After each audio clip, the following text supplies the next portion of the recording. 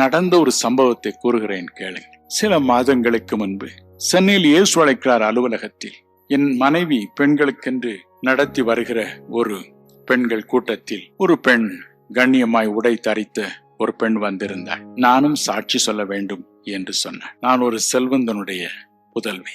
என் தாயும் தகப்பனும் இந்த சொத்தை எனக்கு எழுதி வைத்து என்னை காப்பாற்றிவிட வழி உண்டாகும் என்று எண்ணிய என்னுடைய உறவினர்கள் எனக்கு பில்லி சூன்யம் செய்து விட்டார். என் பெற்றோர் இறந்தார்கள். நான் சுய நினைவு இழந்தவளாய் அறையில் உடுத்திய ஒரு துணியோடு பைத்தியம் போல் சுற்றி கொண்டிருந்தேன். வருடங்கள் கடந்து போயேன், எனக்கு ஒன்றும் தெரியாது. ஒரு நாள் சென்னை மெரினா கடற்கரை என்னையும் அறியாமல் நின்று கொண்டிருந்தேன். பெரிய கூட்டம். அந்த கூட்டத்தின் பின்னால் நின்று கொண்டிருந்தேன். அப்பொழுது அங்கு ஒரு பிரசங்கம் நடந்தது. பிரசங்கத்தின் முடிவில் பிரசங்கியார் ஜெபம் செய்தார். இன்று இந்த கூட்டத்தில் அசுத்தாவிகளில் வாதிக்கப்படுகிறவர்களை நான் விடுதலை செய்கிறேன், அந்த அசுத்தாவிகளை சபிக்கிறேன் இயேசுவின் நாமத்தில் என்று சொன்னார். திடீரென்று என் மீது ஒரு சக்தி பாய்ந்தது. என்னை அத்தனை ஆண்டுகள் கட்டி வைத்திருந்த பிசாசுகள் அலறி என்னை விட்டு ஓடின.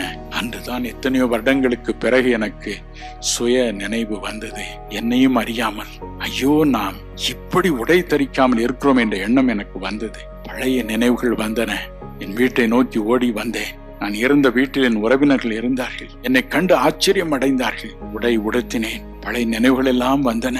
ஒரு புதிய வாழ்வு எனக்கு கிடைத்தது. மகிழ்ச்சியோடு இருந்தேன். என் வாழ்வை காண சகிக்காத என்னுடைய உறவினர்கள் மறுபடியும் எனக்கு அதே விதமாய் மந்திரம் செய்தார்கள். அதே பிசாசுகள் என்னை துரத்த ஆரம்பித்தன. மறுபடியும் எனக்கு ஓட வேண்டும் போல இருந்தது. வீட்டை விட்டு ஓடினேன். ஒரு நாள் டீ கடை ஒன்றில் ரேடியோ வைத்து எல்லாரும் கேட்டுக்கொண்டிருந்தார். நான் அப்படி நின்று கொண்டிருந்தேன். அந்த வானொலி நிகழ்ச்சியில் ஒரு பாடல் வந்தது. அந்த பாடல் அப்படியே என் உள்ளத்தை உருக்கியது. கேட்க கேட்க கேட்க மறுபடியும் என்னை பிடித்திருந்த பிசாசுகள் ஓடின.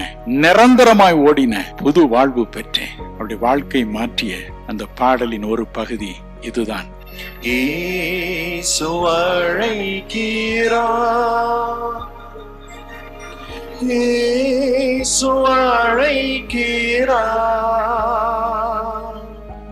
ஆவலாய் உன்னை தம் கரங்கள் நீட்டியே இயேசு அழைக்கிறார்.